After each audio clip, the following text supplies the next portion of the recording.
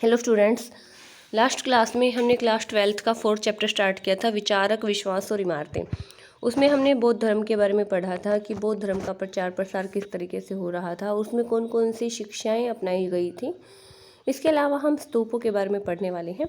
अब देखिए, जो बौद्ध धर्म है उसमें आदर्श और व्यवहार को ज़्यादा माना जाता था। बहुत सारी परंपराएं थी, बहुत सारे तर्क वितर्क उस टाइम पे लोगों के जीवन में थे। उनसे ही वो नए जो नियमों की खोज चाहते थे, नए जीवन की खोज करना चाहते थे। उनका जो मनुष्य के मन में जो क्वेश्चन चल रहे थे, उनका आंसर यहाँ पर ढूंढने की कोशिश की गई थी कि किस तरीके से जीवन और मृत्यु का ये चक्र है वो जो चलता रहता है। प्राचीन काल से ही लोग जो है कुछ जगहों को पवित्र मानते थे और उन पवित्र जगहों पर कुछ खास वनस्पति होती थी, कुछ ऐसी चट्टानें होती थी जो और चट्टानों से अलग होती थी और वहाँ का प्राकृतिक सौंदर्य अलग होता था। और वो स्थल क्या बन जाते थे, पवित्र स्थल बन जाते थे। लोग वहाँ पर जाकर उपासना करने लगते थे। और कुछ स्थल ऐसे होते थे जहाँ पर एक छोटी सी वेदी भी बनी रहती थी, जिन्हें कभी कभी क्या कहा जाता था, चैत्य कहा जाता था। तो चैत्य कौन सी जगह होती थी? ऐसी जगह होती थी जहाँ पर लोग उपासना के लिए जाते थे, उनको पवित्र स्थल मानते थे और वहाँ पर छोटी छोटी वेदियाँ बनी हुई होती थी। शवदाह के बाद शरीर के कुछ अवशेष जो हैं वो टीलों पर सुरक्षित रख दिए जाते थे और अंतिम संस्कार से जुड़े ये जो टीले होते थे, इनको क्या कहा जाता था? चैत्य कहा जाता था। इसके बाद बौद्ध साहित्य में कई चैत्यों की चर्चा हुई है। इनमें बुद्ध के जीवन से जुड़ी भी कुछ जगह हैं जिनका वर्णन यहाँ पर मिलता है। एक तो है लुम्बिनी। देखिए, लुम्बिनी में महात्मा बुद्ध का जन्म हुआ था। और इसके अलावा और भी बहुत सारे प्लेसेस हैं, बहुत सारी जगह हैं। जिसके बाद जहाँ पर उन्होंने ज्ञान प्राप्त किया था वो है बोध गया। जहाँ पर उन्होंने अपना पहला उपदेश दिया था वो है सारनाथ। और जहाँ पर उन्होंने निब्बान प्राप्त किया था वो है कुशीनगर, यानी कि वहाँ पर उनकी मृत्यु हो गई थी। और धीरे धीरे ये सारी जगह क्या बन गई? पवित्र स्थल बन गई। और हमें अब पता चलता है कि बुद्ध के समय से लगभग 200 वर्षों बाद अशोक ने जो है लुम्बिनी की यात्रा की और यहाँ पर एक स्तंभ बनवाया। देखिए, आप मैप में भी देख सकते हैं, ये कुछ पवित्र स्थान हैं जो बौद्ध धर्म से जुड़े हुए हैं, जैसे लुम्बिनी, कुशीनगर, बोध गया। ये अभी हमने पढ़े थे। लुम्बिनी में महात्मा बुद्ध का जन्म हुआ था, बोध गया में उनको ज्ञान की प्राप्ति हुई थी, सारनाथ में उन्होंने अपना पहला उपदेश दिया था। इसके अलावा जो सम्राट अशोक है, उन्होंने और भी कई जगहों पर स्तूपों का निर्माण करवाया है, जैसे कि सांची है, अजंता है, जुन्नार, नासिक, कार्ले, नागार्जुनकोंडा और अमरावती। यहाँ पर भी क्या है, स्तूपों का निर्माण करवाया गया है। तो देखिए, स्तूप क्यों बनाए जाते थे? अब स्तूप बनाने का एक प्रमुख कारण ये होता था कि बहुत सारी ऐसी जगहें थी जिनको पवित्र माना जाता था और उन पवित्र जगहों को ही जो है और ज़्यादा विकसित करने के लिए वहाँ पर स्तूप बनवाए गए।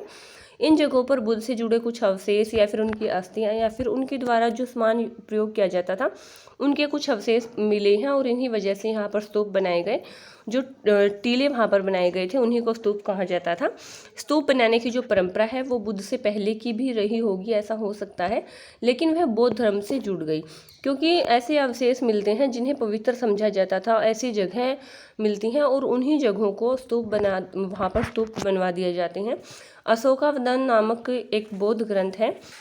अशोकावदान एक क्या है? बौद्ध ग्रंथ है। और उस बौद्ध ग्रंथ में क्या मिलता है? अशोक ने बुद्ध के जो अवशेषों के ऊपर जो प्रकाश डाला है उसके बारे में पता चलता है कि जो सम्राट अशोक थे, उन्होंने वो बौद्ध धर्म से बहुत ही ज़्यादा प्रभावित हुए और उन्होंने बौद्ध धर्म को और ज़्यादा विकसित करने के लिए बहुत सारे स्तूप जो है महत्वपूर्ण शहरों में बनवा दिए थे। ईसा पूर्व 2वीं सदी तक बरहुत, सांची और सारनाथ जैसे कुछ जगहों पर स्तूप बनवाए जा चुके थे। अब देखिए, स्तूप बनाए कैसे जाते थे। स्तूपों की जो वेदिकाएं होती थी और स्तंभ होते थे, उनके ऊपर कुछ अभिलेख मिले हैं और उन अभिलेखों के ऊपर इनको बनाने वाले और इनको सजाने वाले जो लोग होते थे, उनके नामों का पता चलता है कि इनको बनवाने के लिए किन किन लोगों ने दान दिया था, किन लोगों ने इनको बनवाया था, तो वो उनके ऊपर लिखा जाता है।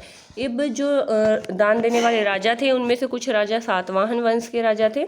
इसके अलावा कुछ शिल्पकारों के नाम वहाँ पर मिले हैं या फिर कुछ व्यापारियों की श्रेणियाँ जो थी उनके द्वारा भी दान दिए जाते थे, उन सब का नाम उन स्तूपों के ऊपर मिला है। अगर एग्जाम्पल लेते हैं सांची के तोरण द्वार का, तो सांची का एक तोरण द्वार का हिस्सा हाथी दांत का काम करने वाले शिल्पकारों के दान से बनाया गया था। सैकड़ों महिलाओं और पुरुषों के दान वहाँ पर उन्होंने दिया था और उनके नाम वहाँ पर लिखे गए हैं। कभी कभी वे अपने गांव या शहर का नाम बताते हैं और कभी कभी अपना पेशा और रिश्तेदारों के नाम भी बताते हैं। इन इमारतों को बनाने में भिक्षुओं और भिक्षुणियों ने भी जो है दान दिए थे, यानी कि ऐसा नहीं है कि किसी एक राजा के द्वारा ही बनवाए गए थे। वैसे तो स्तूपों के निर्माण में सबसे जो महत्वपूर्ण नाम आता है वो सम्राट अशोक का ही आता है, लेकिन उनके अलावा भी बहुत सारे ऐसे व्यक्ति थे जिन्होंने दान दिया था उन स्तूपों को बनवाने के लिए। अब देखिए स्तूप की संरचना जो है वो कैसी होती थी। स्तूप का संस्कृत अर्थ टीला होता है और इसका जन्म एक गोलार्ध लिए हुए मिट्टी के टीले से हुआ, जिसे बाद में अंड कहा गया। धीरे धीरे इसकी संरचना ज़्यादा जटिल हो गई, जिसमें कई चौकोर और गोल आकारों का संतुलन बनाया गया। अंड के ऊपर एक हर्मिका होती थी। हर्मिका क्या होता है? हर्मिका एक छज्जे के जैसा ढांचा होता है जिसको देवताओं के घर का प्रतीक माना जाता है। हर्मिका से मस्तूल निकलता था, यानी जिसे यष्टि कहा जाता था, और जिस पर अक्सर एक छतरी लगी होती थी। टीले के चारों ओर एक वेदिका होती थी जो पवित्र स्थल को सामान्य दुनिया से अलग करती थी, यानी कि उस वेदिका से पता चलता था कि ये एक पवित्र स्थल है। सांची और बरहुत के प्रारंभिक स्तूप बिना अलंकरण के हैं। अलंकरण मतलब वहाँ की सजावट ज़्यादा नहीं की गई है, कोई ज़्यादा डेकोरेशन वहाँ पर नहीं की गई है। वहाँ पर सिर्फ पत्थर की वेदिकाएं हैं और तोरण द्वार हैं। ये पत्थर की वेदिकाएं किसी बांस के या काठ के घेरे के जैसी लगती थी और चारों दिशाओं में खड़े जो तोरण द्वार थे उनके ऊपर खूब नक्काशी की गई थी। नक्काशी क्या होती है?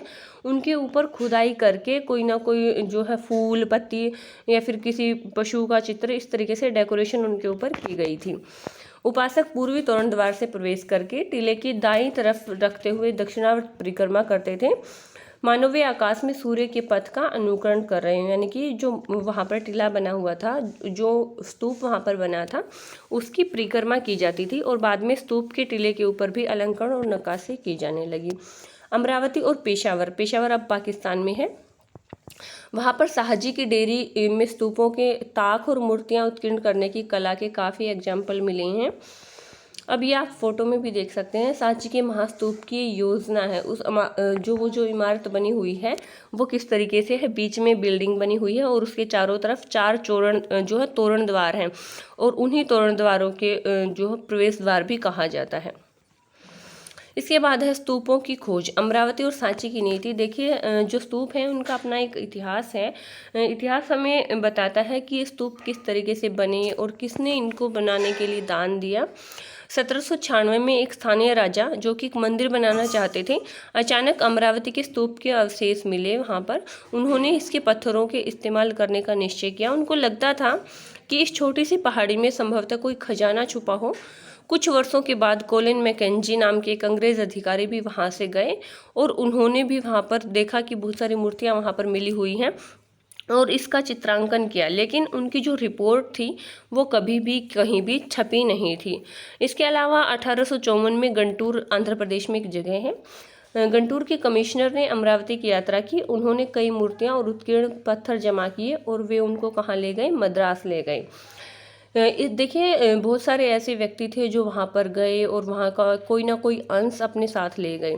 ये जो प्रोसेस है काफ़ी लंबे टाइम तक चलती रही, लेकिन बाद में उस चीज़ को रोक दिया गया कि यहाँ से कोई भी सामान नहीं लेके जा सकता, क्योंकि अगर ऐसे ही धीरे धीरे करके एक एक पार्ट वहाँ से उठाकर ले जाने लगे तो एक टाइम ऐसा आएगा कि वो बिल्कुल ही नष्ट हो जाएगा।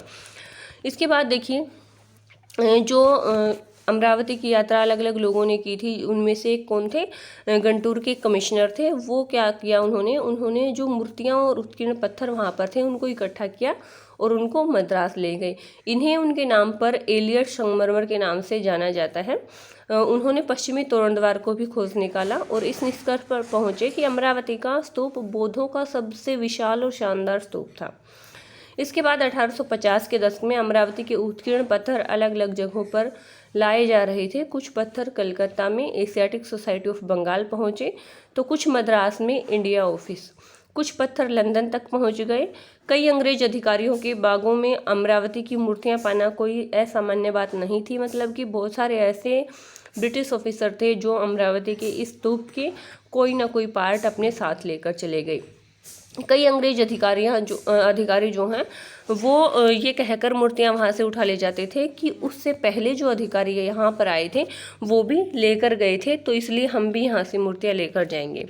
पुरातत्ववेदा जो H.H. कोल हैं उन मुट्ठी भर लोगों में से एक थे जो अलग सोचते थे। उन्होंने लिखा, इस देश की प्राचीन कलाकृतियों की लूट होने देना मुझे आत्मघाती और असमर्थनीय नीति लगती है। वे मानते थे कि संग्रहालयों में मूर्तियों की प्लास्टर कृतियाँ रखी जानी चाहिए, जबकि असली कृतियाँ खोज की जगह पर ही रहनी चाहिए। यानी कि हमें वहाँ से जो असली मूर्तियाँ हैं वो उठाकर नहीं लेकर जानी चाहिए, सिर्फ उनकी प्लास्टर कृतियाँ जो हैं उनको ही हम संग्रहालयों में रखें, जो म्यूज़ियम है उनमें रखें।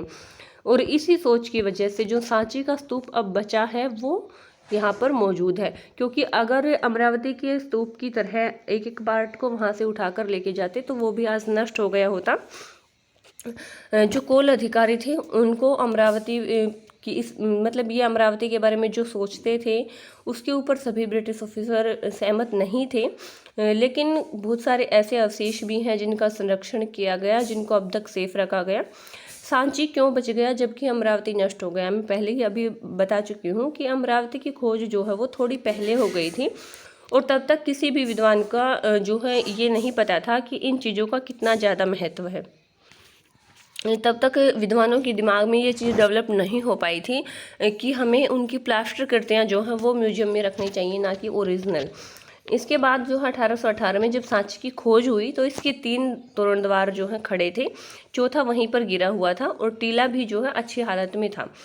तब भी यह सुझाव आया कि तोरण द्वारों को पेरिस या फिर लंदन भेज दिया जाए, लेकिन कई कारणों से सांची का स्तूप वहीं बना रहा। हमने पहले भी पढ़ा था कि जो शाहजहाँ बेगम थी उन्होंने उनको जो यूरोपियन और जो फ्रांसीसी डिमांड कर रहे थे सांची के तोरण द्वारों को अपने साथ लेकर जाने की, उनको प्लास्टर कृतियाँ दी, यानी कि उनको ओरिजिनल जो मूर्तियाँ हैं वो नहीं लेके जाने दी थी। और इसी वजह से अब तक जो सांची का स्तूप है वो बचा हुआ है। मूर्तिकला की अगर हम बात करते हैं तो जो मूर्तियाँ थी उनको यूरोप में ले जाया गया, बहुत सारी मूर्तियों को। ऐसा इसलिए हुआ क्योंकि जिन लोगों ने मूर्तियों को देखा उन्हें ये खूबसूरत और मूल्यवान लगी, इसलिए वे उन्हें अपने साथ लेकर चले गए। इसके अलावा पत्थर में भी बहुत सारी कथाएं गढ़ी हुई मिलती हैं। देखिए ये जो आप देख सकते हैं इसको जो है क्या कहा जाता है, एक तरीके से चित्रकारी भी कहा जाता है।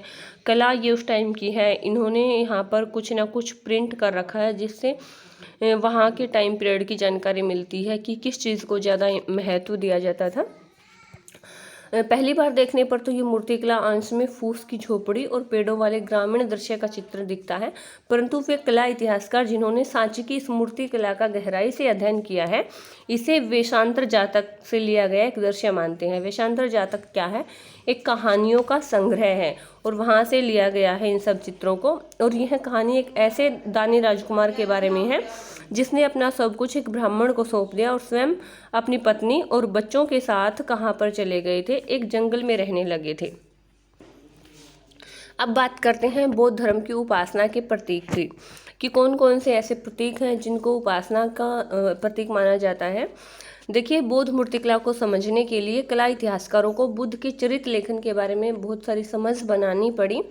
बौद्ध चरित्र लेखन के अनुसार एक वृक्ष के नीचे ध्यान करते हुए बुद्ध को ज्ञान प्राप्ति हुई थी और कई जो उस टाइम के मूर्तिकार थे उन्होंने बुद्ध को मानव रूप में ना दिखाकर उनकी जो उपस्थिति है वो अलग अलग प्रतीकों के माध्यम से दिखाने की कोशिश की है। जैसे कि ये जो पिक्चर्स हैं इनमें आप देख सकते हैं अच्छे तरीके से जो महात्मा बुद्ध हैं वो किसी एक वृक्ष के नीचे बैठे हैं या फिर बहुत सारे लोग वहाँ पर बैठे हैं। इनको अलग अलग जो है तरीके से समझा जाता है। जैसे कि नीचे दाईं ओर एक बौद्ध वृक्ष की पूजा की जा रही है और इसमें वृक्ष आसन और उसकी चारों तरफ जन समुदाय का चित्र देखने को मिलता है। बीच में जो है स्तूप की पूजा की जा रही है, जो बौद्ध स्तूप है उनके लोगों के द्वारा पूजा की जाती है। और जो बाईं तरफ जो फिगर 4.16 है उसमें क्या है? धर्म चक्र परिवर्तन, यानी कि जो है उन्होंने अपना एक तरीके से कह सकते हैं उनको ज्ञान की प्राप्ति हो गई थी और उसी प्रोसेस को धर्म चक्र परिवर्तन के नाम से जाना जाता है।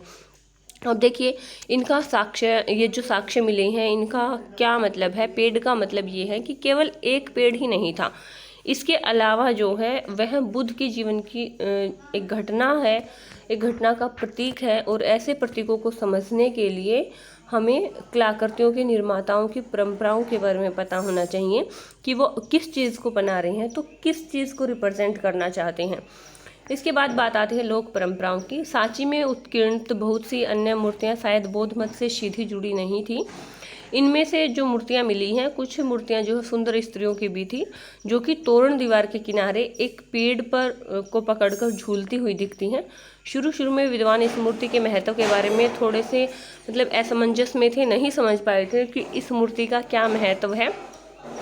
इस मूर्ति का त्याग और तपस्या से कोई रिश्ता नजर नहीं आता था, लेकिन साहित्यिक परंपराओं के अध्ययन से वो ये समझ पाए कि यह संस्कृत भाषा में वर्णित सालभंजिका की मूर्ति है। लोक परंपराओं में माना जाता था कि इस स्त्री द्वारा छुए जाने से वृक्षों में फूल खिल उठते थे और फल होने लगते थे। ऐसा लगता है कि यह एक शुभ प्रतीक माना जाता था और इस कारण स्तूप में अलंकरण में प्रयुक्त हुआ है। शालभंजिका की मूर्ति से पता चलता है कि जो लोग बौद्ध धर्म में आए, उन्होंने बुद्ध पूर्व और बौद्ध धर्म से इतर दूसरे जो विश्वास, प्रथाएं और जो धारणाएं थी, उनसे भी बौद्ध धर्म को समर्थ किया। सांची की मूर्तियों में पाए गए बहुत सारे प्रतीक ऐसे हैं जिनसे उस टाइम की परंपराओं का पता चलता है। अगर हम एग्जाम्पल के रूप में पढ़ना चाहें तो जानवरों के कुछ खूबसूरत उत्कीर्ण वहाँ पर मिले हैं। इन जानवरों में कौन कौन से होते थे? हाथी, घोड़े, बंदर, बैल और गायें शामिल होते थे। इसके अलावा सांची में जातकों से ली गई जानवरों की कुछ कहानियाँ भी हैं, जिससे लगता है कि लोगों को आकर्षित करने के लिए जानवरों का उत्कीर्णन किया जाता था। उत्कीर्ण करना मतलब क्या होता है? उनके ऊपर छपाई करना। जैसे कि आप ये हाथी का चित्र यहाँ पर देख रहे हैं, इसको उत्कीर्ण किया गया है, वहाँ पर कुदेर कर बनाया गया है। हाथी को शक्ति और ज्ञान का प्रतीक माना जाता था और इन प्रतीकों में कमल दल और हाथियों के बीच में एक जो है महिला की मूर्ति प्रमुख है। ये हाथी उनके ऊपर जल छिड़क रहे हैं, जिसे वे अपना अभिषेक कर रहे हों। ये देखिए, आप ये देख सकते हैं, सांची में सर्प का फोटो यहाँ पर दिखाया गया है। अजंता से भी एक चित्र मिला है जिसमें एक बैठे हुए व्यक्ति के पास उसके सेवक भी हैं।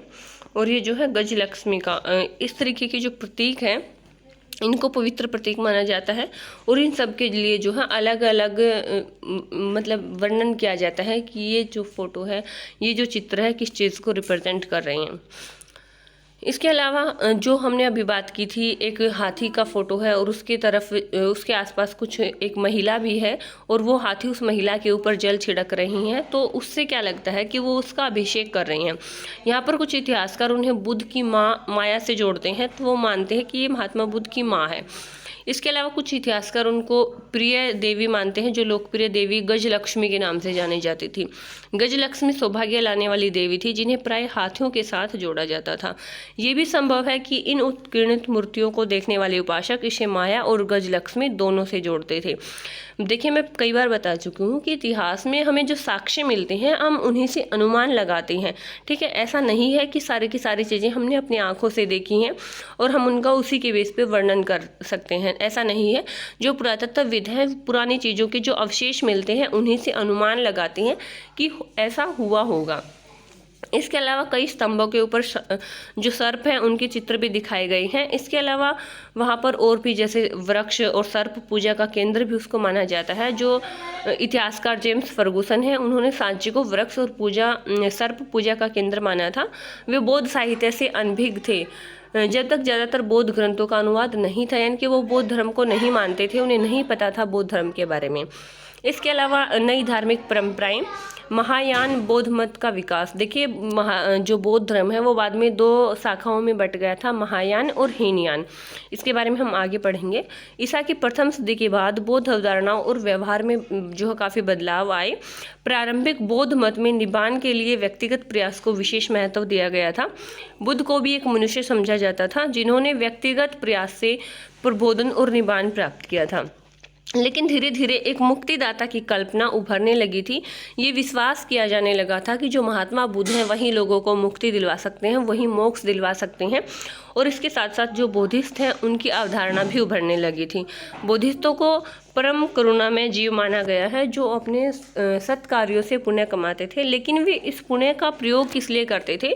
दुनिया को दुखों में छोड़ देने के लिए, और खुद क्या करते थे? निब्बान प्राप्ति के लिए जो है वो प्रयास नहीं करते थे, बल्कि वो क्या करते थे? इससे दूसरों की सहायता करते थे। ऐसा नहीं है कि वो ये जो पुण्य है वो इसलिए प्राप्त करते थे ताकि दुनिया को दुखों के लिए छोड़ दें और खुद मोक्ष प्राप्त कर ले, ऐसा नहीं था। वो क्या करते थे? दूसरों की सहायता भी करते थे। बुद्ध और बौद्धिस्तों की मूर्तियों की पूजा इस परंपरा में एक महत्वपूर्ण अंग बन गई थी। चिंतन की ये जो नई परंपरा थी, इसको किस नाम से जाना जाता था? महायान के नाम से जाना जाता था। जिन लोगों ने विश्वास को अपनाया, उन्होंने पुरानी परंपरा को हीनयान के नाम से संबोधित किया। अब देखिए हीनयान क्या है? महायान के अनुयायी जो हैं वो दूसरी बौद्ध परंपराओं के समर्थकों को हीनयान के अनुयायी कहते थे, यानी कि जो लोग बौद्ध धर्म को मानते थे वो महायान के लोग मतलब समर्थक माने जाते थे, और जो बौद्ध धर्म को नहीं मानते थे उनको क्या कहा जाता था? हीनयान के अनुयायी कहा जाता था। लेकिन जो पुरानी परंपराएं हैं उनके अनुसार अनुयायी खुद को थेरवादी कहते थे, जिसका मतलब है कि वे लोग जिन्होंने पुराने प्रतिष्ठित शिक्षक जो होते थे, जिन्हें थेर कहा जाता था, उनके बताए हुए रास्तों पर ही चलते थे, उनको थेरवादी कहा जाता था। इसके बाद बात आती है पौराणिक हिंदू धर्म के उदय की। अब देखिए पौराणिक हिंदू धर्म का उदय किस तरीके से हुआ। जो मुक्तिदाता की कल्पना है वो सिर्फ बौद्ध धर्म तक ही सीमित नहीं थी। मतलब लोग महात्मा बुद्ध को मुक्तिदाता मानते थे, लेकिन उसके अलावा भी और भी बहुत सारी चीज़ें थी जिनके ऊपर विश्वास किया जाता था। जैसे कि हिंदू धर्म में जो है आज भी वैष्णव धर्म को अपनाया जाता है, जिसमें विष्णु भगवान को सबसे महत्वपूर्ण देवता माना जाता है। और इसके अलावा शैव धर्म को भी अपनाया जाता है। शैव धर्म में शिव जो हैं उनको परमेश्वर माना जाता है। इसके अलावा और भी बहुत सारी परंपराएं उस टाइम पे प्रचलित थी। इनके अंतर्गत एक विशेष देवता की पूजा की जाती थी, और इस प्रकार आराधना में उपासना और ईश्वर के बीच रिश्ता प्रेम और समर्पण का रिश्ता माना जाता था, और इस रिश्ते को क्या कहा जाता था? भक्ति कहा जाता था। वैष्णववाद में भगवान विष्णु के बहुत सारे अवतार दिखाए गए हैं, और इसमें अलग अलग अवतार में अलग अलग तरीके की पूजा पद्धतियां दिखाई गई हैं। ये जो परंपरा थी, इसके अकॉर्डिंग जो भगवान विष्णु हैं उनके 10 अवतारों की कल्पना की गई है। ऐसा माना जाता था कि पापियों के बढ़ते हुए प्रभाव के चलते जब दुनिया में अव्यवस्था और नाश की स्थिति आ जाती थी, तब विश्व की रक्षा करने के लिए जो भगवान विष्णु हैं वो अलग अलग रूपों में अवतार लेते थे। ऐसा माना जाता था कि अलग अलग अवतार देश के अलग अलग हिस्सों में लिए जाते थे। जैसे कि माना जाता है जो भगवान राम हैं वो भी विष्णु के ही अवतार थे। इसके अलावा और भी बहुत सारे अवतार हैं, जो श्री कृष्ण हैं वो भी भगवान विष्णु के अवतार माने जाते हैं। तो ऐसा माना जाता था कि अलग अलग टाइम पे जो भगवान विष्णु हैं उन्होंने इस संसार को जो है विनाश से बचाने के लिए अलग अलग रूपों में जन्म लिया था। उस टाइम पे जो है अवतार जो थे अलग अलग उनकी मूर्तियाँ मिली हैं, दूसरे देवताओं की भी मूर्तियाँ मिली हैं। शिव को उनके प्रत्येक लिंग के रूप में चुना जाता, मतलब पूजा जाता था, लेकिन उन्हें कई बार मनुष्य के रूप में भी दिखाया गया है। तो ये सारे चित्रण देवताओं से जुड़ी हुई जो अवधारणाएं थी उनके ऊपर ही आधारित थे। इसके अलावा जो पुराण उस टाइम के मिली हैं, जो किस्से कहानियाँ मिली हैं, उनमें भी अलग अलग देवी देवताओं की कहानियाँ मिलती हैं, अलग अलग देवी देवताओं का वर्णन मिलता है। कुछ संस्कृत श्लोकों में लिखा गया है कि जो भगवान विष्णु हैं उनके बहुत सारे अवतार थे। सामान्यतः ये जो संस्कृत श्लोक थे उनको ऊंची आवाज़ में पढ़ा जाता था, जिससे कोई भी सुन सकता था। महिलाएं और शूद्र जिन्हें वैदिक साहित्य पढ़ने सुनने की अनुमति नहीं थी, वो भी पुराणों को सुन सकते थे। पुराणों की ज़्यादातर कहानियाँ लोगों की आपसी मेल मिलाप से विकसित हुई। पुजारी, व्यापारी और सामान्य स्त्री पुरुष एक दूसरी जगह आते जाते जो है अपने विश्वासों और अवधारणाओं का आदान प्रदान करते थे। जैसे कि वासुदेव कृष्ण मथुरा के इलाके के महत्वपूर्ण देवता थे। इसी तरीके से अलग अलग एरिया में जो है अलग अलग देवी देवताओं को पूजा जाता था। मंदिरों को क्यों बनाया जाता था? मंदिरों का बनाया जाना जो है क्यों महत्वपूर्ण था? जिस समय सांची जैसे जगहों में स्तूप अपने विकसित रूप में आ गए थे, उसी समय देवी देवताओं की मूर्तियों को रखने के लिए सबसे पहले मंदिर भी बनवाए गए। शुरू के मंदिर में क्या होता था, पहले एक 4 कोनों वाला कमरा बनाया गया और जो उसको कहा जाता था गर्भगृह है। इसमें एक दरवाजा होता था जिससे उपासक मूर्ति की पूजा करने के लिए अंदर जा सकते थे। धीरे धीरे क्या होने लगा, गर्भगृह के ऊपर एक ऊंचा ढांचा बनाया जाने लगा, जिसे क्या कहा जाने लगा, शिखर कहा जाने लगा। ये आप देख सकते हैं, पहले जो है इस तरीके से मंदिर बनाए जाते थे। ये जो है उत्तर प्रदेश में देवगढ़ में बना हुआ एक मंदिर है 5वीं सदी का। और मंदिरों की जो दीवार है उनके ऊपर जो है भित्ति एक तरीके से होती थी जिसके ऊपर चित्र उत्कीर्ण किए जाते थे। बाद के युगों में मंदिरों के स्थापत्य का काफ़ी विकास हुआ। अब मंदिरों के साथ साथ विशाल सभा स्थल, ऊंची दीवारें और तोरण भी जुड़ गए। मतलब धीरे धीरे उनका डेवलपमेंट होने लगा। पहले सिर्फ एक 4 कोनों वाला कमरा बनाया जाता था, उसके बाद उसके ऊपर शिखर बनाया जाने लगा। फिर धीरे धीरे जो है अलग अलग तरीके के जो तोरण द्वार है वो उसके ऊपर बनाए जाने लगे। शुरू में मंदिरों की एक खास बात ये होती थी कि इनमें से कुछ पहाड़ियों को काटकर खोखला करके कृत्रिम गुफाओं के रूप में बनाए जाते थे। कृत्रिम गुफाएं बनाने की जो प्रक्रिया है वो बहुत ही पुरानी थी। बाद में जो हम मंदिरों का जो विकास हुआ उसकी वजह से मंदिरों का जो आकार है वो मतलब अलग अलग होने लगा। ये आप देख सकते हैं, ये भी बराबर जो कि बिहार में है, वहाँ पर एक गुफा है जो तीसरी सदी ईसा पूर्व की है। तो ये गुफा के अंदर मंदिर बनाया गया है। ये चट्टानों को, पत्थरों को काट के बनाया गया है। इसके बाद सबसे प्राचीन कृत्रिम गुफाएं जो है ईसा पूर्व 3री सदी में अशोक के आदेश से आजीविक संप्रदाय के संतों के लिए बनाई गई थी। और यह परंपरा अलग अलग चरणों में विकसित होती रही। इसका सबसे विकसित रूप हमें 8वीं सदी के कैलाशनाथ मंदिर के रूप में मिला है, जो कि शिव का एक मंदिर है और वो पूरी पहाड़ी को काटकर बनाया गया है। एक ताम्रपत्र अभिलेख एलोरा के प्रमुख तक्षक द्वारा इसका निर्माण समाप्त करने के बाद जो है इसको मतलब आश्चर्य बनाता है कि हे भगवान, ये मैंने कैसे बनाया। मतलब वो नहीं पता था उसको कि वो क्या बनाने वाला है। वो उसकी डेकोरेशन करता रहा और उसने देखा कि वो एक मंदिर बना चुका है। ये देखिए, आप कैलाशनाथ मंदिर देख सकते हैं। एलोरा की जो गुफाएं हैं वहाँ पर है महाराष्ट्र में। तो ये क्या किया गया है, एक चट्टान को काट कर बनाया गया मंदिर है। ऐसा नहीं है कि ईंटों से बनाया गया है जैसे अब बनाते हैं, ये चट्टानों को काट कर बनाया गया है। क्या हम सब कुछ देख समझ सकते हैं? देखिए, अब तक जो अतीत की चीज़ें हैं मैं कई बार बता चुकी हूँ। क्या होता है उनमें कि हम उन अवशेषों से अनुमान लगाते हैं कि ऐसा हुआ होगा, उन परंपराओं के अकॉर्डिंग ये चीज़ें होती होंगी। तो ये जो परंपराएं हैं मंदिर बनाने की, इनमें भी ईंट और पत्थर से निर्मित स्थापत्य कला, मूर्ति कला और चित्रकला हमारे सामने आई है कि ये सारी चीज़ें वहाँ पर यूज़ की जाती थी। और इसके अलावा समय के बहाव में सब कुछ जो है, बहुत सारी चीज़ें ऐसी होती हैं जो समय के साथ साथ नष्ट हो जाती हैं। कुछ चीज़ें ही ऐसी होती हैं जो संरक्षित होती हैं और हम उनको देख सकते हैं, हम तक पहुंच पाते हैं। अनजाने को समझने की कोशिश। देखिए, यूरोप के विद्वानों ने 19वीं सदी में जब देवी देवताओं की मूर्तियां देखी तो वे उनकी पृष्ठभूमि और महत्व को नहीं समझ पाए। कई सिरों हाथी वाली मतलब बहुत सारे एक ऐसी मूर्ति मिली जिसके कई सिर हैं, कई हाथ हैं और मनुष्य और जानवरों के रूप में भी बहुत सारी मूर्तियां बनाई गई हैं।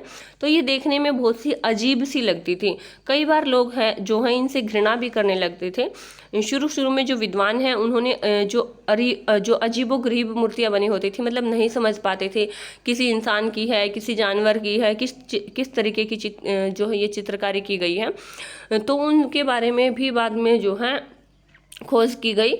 अब एक प्राचीन यूनानी कला परंपरा वहाँ पर उभरी थी जिसमें भारतीय मूर्तिकला को यूनान की कला से निम्न स्तर का माना जाता था।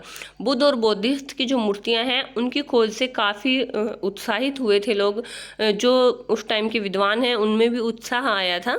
ऐसा इसलिए हुआ था कि ये मूर्तियां यूनान प्रतिमानों से प्रभावित थी। ये मूर्तियां ज़्यादातर तक्षशिला और पेशावर जैसे उत्तर पश्चिम से नगरों में मिली हैं। जो उत्तर पश्चिम के नगर थे, जैसे कि यहाँ पर इम्पोर्टेंट दे भी रखा है, तक्षशिला और पेशावर, उस तरीके की जो जगह थी वहाँ पर ज़्यादातर इस तरीके की मूर्तियाँ मिली हैं। इन इलाकों में ईसा से 200 साल पहले भारतीय यूनानी शासकों ने अपने राज्य बनाए थे और ये मूर्तियाँ यूनानी मूर्तियों से काफ़ी मिलती जुलती थी। विद्वान यूनानी परंपरा से परिचित थे, इसलिए उन्होंने इन्हें भारतीय मूर्तिकला का सर्वश्रेष्ठ नमूना माना था। परिणाम क्या हुआ इसका कि इन विद्वानों ने इस कला को समझने के लिए एक तरीका अपनाया जो हम सब भी अपनाते हैं। कैसा तरीका कि परिचित चीज़ों के आधार पर अपरिचित चीज़ों को समझने का पैमाना तैयार करना, यानी कि जिन चीज़ों को हम जानते हैं उन्हीं के बेस पर ऐसी चीज़ों के बारे में जानने की कोशिश करना जिनको हम नहीं जानते। यदि लिखित और दृश्य का मेल ना हो, मतलब कई बार ऐसा होता है कि हम देखते कुछ हैं, हमें लिखा हुआ कुछ मिलता है तो किसी मूर्ति का महत्व और संदर्भ समझने के लिए कला के इतिहासकार जो है कई बार लिखित ग्रंथों के रूप में भी जानकारी छोड़ देते हैं। तो भारतीय मूर्तियों में यूनानी मूर्तियों की तुलना करके अगर हम निष्कर्ष निकालने की कोशिश करें तो उस से बेहतर तरीका नहीं हो सकता, लेकिन ये इतना आसान भी नहीं है। इसका सबसे दिलचस्प उदाहरण है महाबलीपुरम तमिलनाडु में एक विशाल चट्टान पर उत्कीर्ण मूर्तियाँ। निश्चय ही किसी कथा का सजीव चित्रण यहाँ पर किया गया है, लेकिन यह कौन सी कथा है इसके बारे में हम नहीं पता लगा सकते, क्योंकि देखिए हम किसी भी चित्र को देखते ही ये नहीं बता सकते कि ये किस तरीके का चित्र है। तो कई बार क्या होता है कि उसके पास या फिर किसी ग्रंथ में उसका वर्णन मिलता है, तो उससे हमें पता चलता है कि किस चीज़ को दिखा रहा है, किस चीज़ को रिप्रेजेंट कर रहा है। तो कुछ विद्वानों का मानना है कि ये जो चित्र की हमने अभी यहाँ पर बात की थी कि एक चित्र मिला है, इसमें किसी कथा का सजीव चित्रण किया गया है, लेकिन कौन सी कथा है उसका नहीं पता चल पाता। कई कला इतिहासकारों ने पुराणों के साहित्य में भी इस कथा को पहचानने के लिए खोजबीन की, लेकिन उसमें काफ़ी मतभेद हैं। कुछ लोग मानते हैं कि इसमें गंगा नदी के स्वर्ग से अवतरण का चित्रण है, मतलब कुछ लोग मानते हैं कि ये जो चित्र दिखाया गया है इसमें गंगा नदी को स्वर्ग से धरती पर आते हुए दिखाया गया है।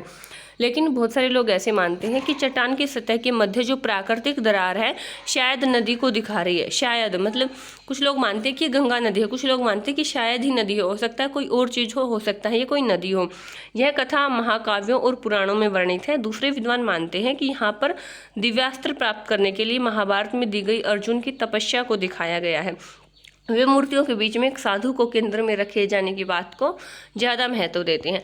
तो हमें जो मूर्तियाँ मिलती हैं, जैसे कि ये भी एक मूर्ति हमें मिली है, ये तो महात्मा बुद्ध की मूर्ति है। इसके अलावा और भी बहुत सारी मूर्तियाँ जो हमें मिलती हैं उनको हम देखते ही नहीं बता सकते। कुछ विद्वान हैं जो अंदाज़ा लगाते हैं कि ये हो सकता है कि उस देवता की मूर्ति हो सकता है किसी उस देवता की मूर्ति हो सकता है यहाँ पर कोई ऐसी नदी रही होगी, कोई ऐसा पेड़ रहा होगा जिसके नीचे जो साधु संत हैं उन्होंने तपस्या की होगी। तो इस तरीके की जो मान्यताएं हैं वो या तो पुराणों के द्वारा या फिर किसी और पवित्र ग्रंथ के द्वारा जब हमें वहाँ पर वर्णन मिलता है तो ही उसको हम ज़्यादा डिटेल में बता सकते हैं।